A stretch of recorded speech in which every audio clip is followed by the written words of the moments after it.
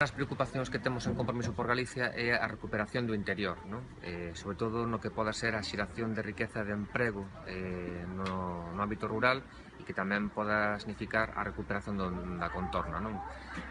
Tanto Daniel Vidal, que está aquí comigo, como súa irmá Gloria, pois desenvolveron un proxecto que contribuiu a que no Concello da Lama se sentase unha vía de negocio e, ademais, unha vía de desenvolvemento e recuperación da entorna rural. Hoxe Daniel vai nos explicar en que consistiu a súa proposta.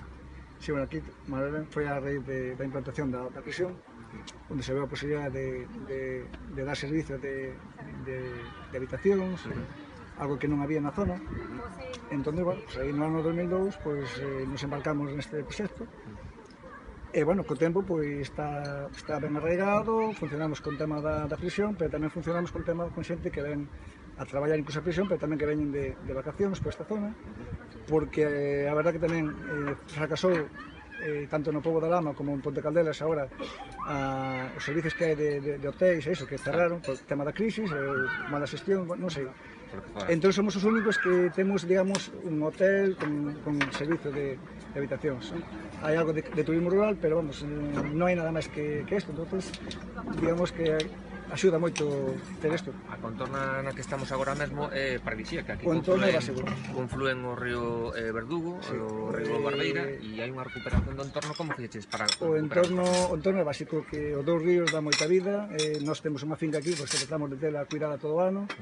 A praia fluvial que é pública, que é parte do Concello, pois tamén é outro atractivo, que fai que, bueno, pues que a xente, sobre todo na época de verán, cando está aquí desplazada de vacacións, os emigrantes, que é unha zona de emigrantes, pues están por aquí, pois é o sitio que teñen para vir a pasar o día, enderecer, encontrarse... Vos montaxedes unha asociación, contabades coa colaboración dos presos da prisión para recuperar o entorno. Como foi todo vendo eso? Que viña xente buscando dúas rutas que había no Concello, que empezaron a quedar descatalogadas, mal atendidas, pois vimos a necesidade de que había que darlle servicios a xente. Entón, buscamos a idea de recuperar uns camiños que había no entorno do río Barbeira.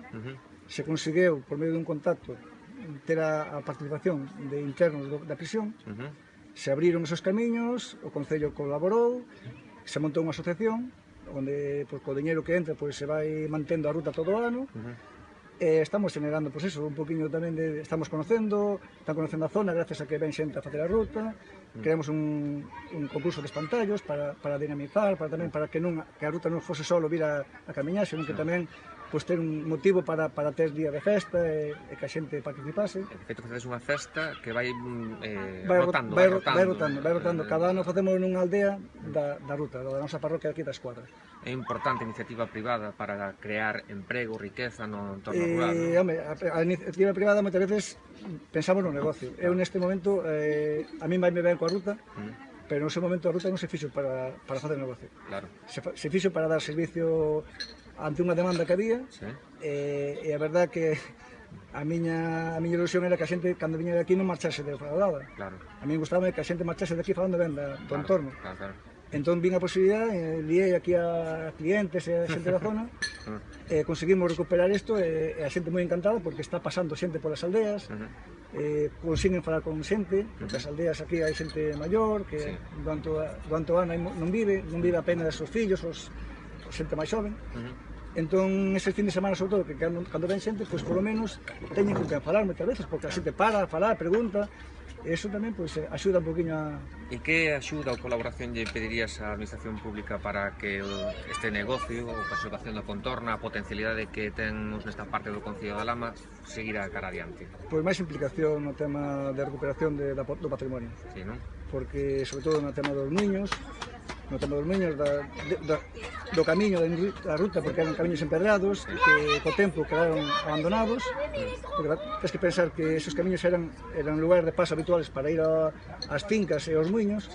Nesta época de seca, no verán, pois o que facían era recuperar, despois das crecidas, despois das chuvias do inverno, recuperar zonas que quedaran desfeitas, porque había que volver a pasar por eles todo o ano, cos carros. Pois aí iso, ao quedar abandonado nos anos 80, ao quedar abandonado, pois os camiños se desfixeron.